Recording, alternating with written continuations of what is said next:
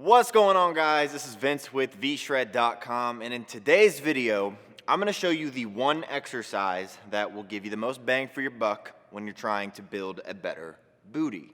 But I'm going to show you several different ways that you can properly execute the god of all glute exercises, which is the hip thrust. And while I may have the attention from the ladies right now, fellas, we can't just rely on squats and deadlifts alone to get strong glutes. And yes, we need strong glutes because they're the largest muscle group in the body, and by hitting them, we can not only see an increase in overall muscle mass, but also a boost in testosterone. And so I'm gonna show you how to do it without any kind of fancy equipment or even a gym at all.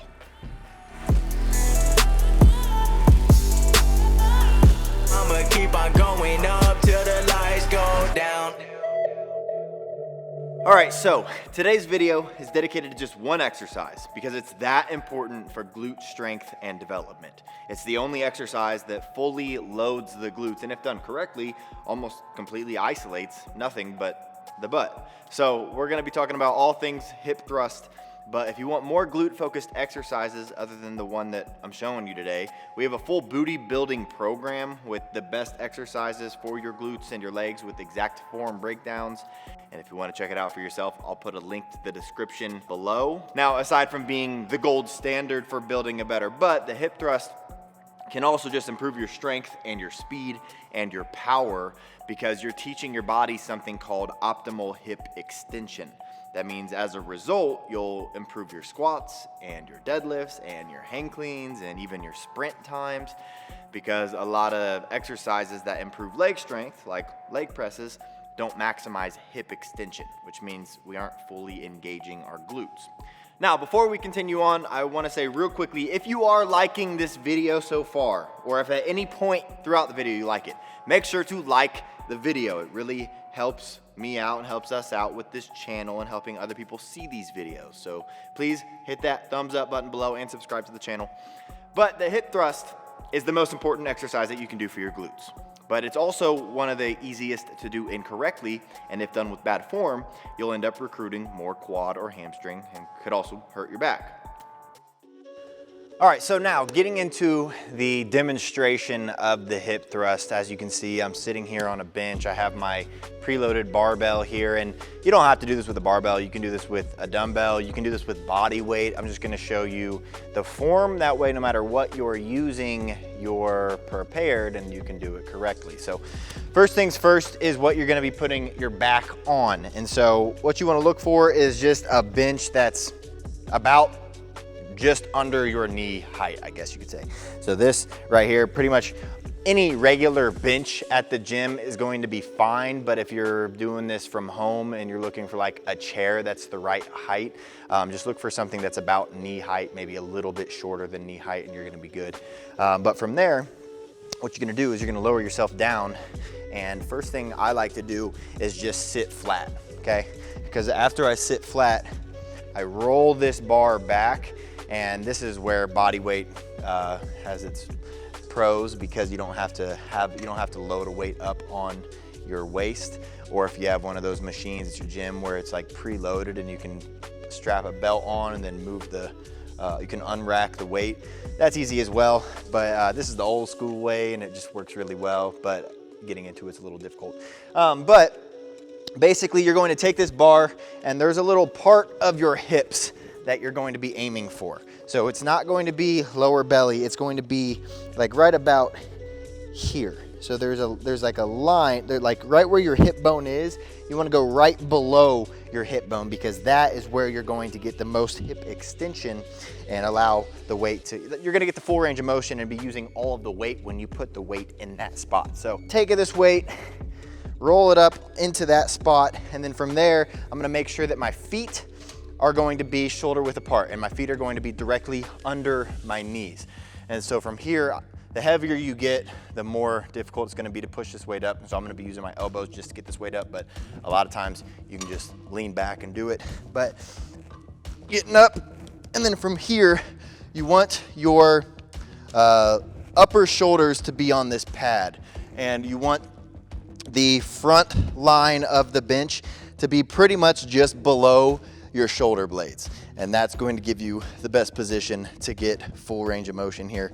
But again, feet are shoulder width apart, knees are gonna be pretty much directly above your feet. That way, when you do hip thrust up, you're at a 90-degree angle with your legs.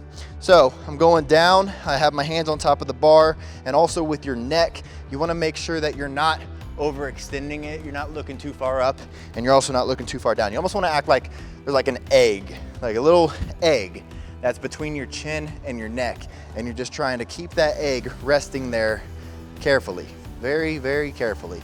If you go too far, you'll smash it. If you go too far up, it'll fall. So you wanna keep that egg just resting there nice and carefully, and then from there, you're going to go down, and also you want your weight in your heels. You don't wanna be up on your toes at all. Through your heels, almost like you're picking your toes up off the ground. That's going to allow you to hit the back parts of your legs and your glutes.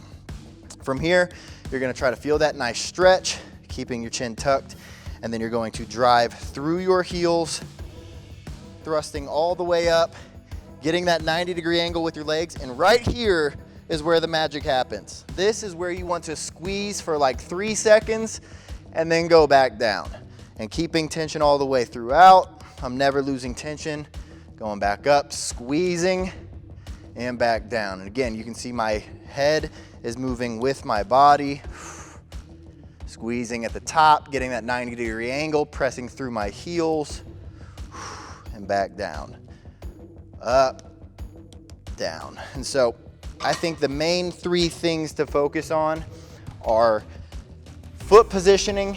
That way you're not going too wide or too close, and making sure that the pressure on your feet is more towards the back of your foot, so more towards the heel. That way you can really engage your glutes and your hammies and not too much quad.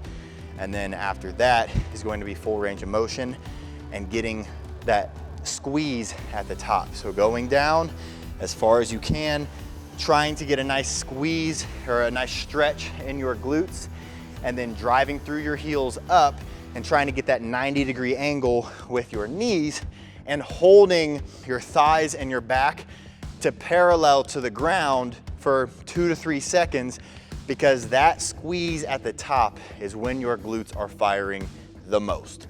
So if you can hold that for a couple extra seconds each rep, you're going to be working your glutes a lot more. And as you get more used to this exercise, you can load up more and more weight. This might look like a lot of weight to some people, and to other people, this looks like a warm-up. Generally, if I was going to be doing hip thrusts, I could load up 2 plates and rock out 8 to 10 reps, or put on 3 plates and go heavier. But the heavier that you go, you're probably gonna need some kind of pad for your hips, because it does become a little bit uncomfortable unless you have one of those machines that has the padded belt.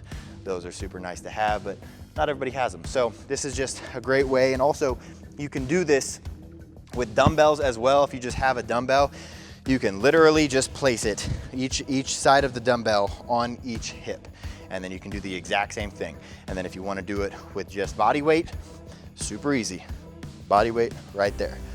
There's no getting into the exercise, really. There's no weight that you have to load up, but getting that stretch at the bottom, keeping your chin tucked, driving through your heels, getting your thighs and your body to parallel to the ground, 90-degree angle in your knees, squeezing through your glutes at the top, and lowering yourself back down.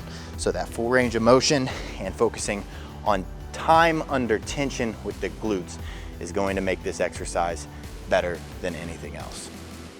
All right, so there you have it. And yes, it is common for some people to feel this exercise in their quads or their hamstrings or their lower back, which is where foot placement will come into play, because everyone's body mechanics are different. So I suggest just moving your feet around until you feel your glutes maximally engaged. And of course, you'll still feel it in some areas, but if you perform it properly, you should feel a nice pump in your glutes after the 4th or 5th rep. Also, it's important to understand that your glutes are very strong. You can lift heavy once you've mastered the movement, but with this movement, it's more about getting that weight all the way up to parallel. So don't go so heavy that you can't fully execute the actual movement itself. And by the way, how many sets and reps you do will depend on the weight. If you're doing heavy weight, you'll probably want to go for lower reps with more rest in between each set. And if you're doing moderate to lightweight, you can really rep these out and focus on time under tension and focus on the stretch and the squeeze and get a real nice burn going. But that's it. The one exercise that you need to do to build and strengthen your glutes. And how often can you train glutes? Well, the glutes are naturally very lazy. They aren't like arms or legs, meaning we don't use them for everyday movements. So to use the glute muscle, we have to actually make them work. This means that you can train them every other day, or a safer route is just twice a week if you want. Just make sure that you're jumping back and forth between heavy and light days. Now, if you aren't really sure how to structure your glute training, like I said, we have an entire program that is dedicated to all things booty. But it goes beyond a workout guide by also giving you in-depth information about the mechanics of the glutes and much more. And if you want to check it out, just click on the link in the description below. But other than that, I hope you found this video helpful and you enjoyed it. If you did, make sure you're clicking that thumbs up button below, subscribing to the channel, and I'll see you in the next video.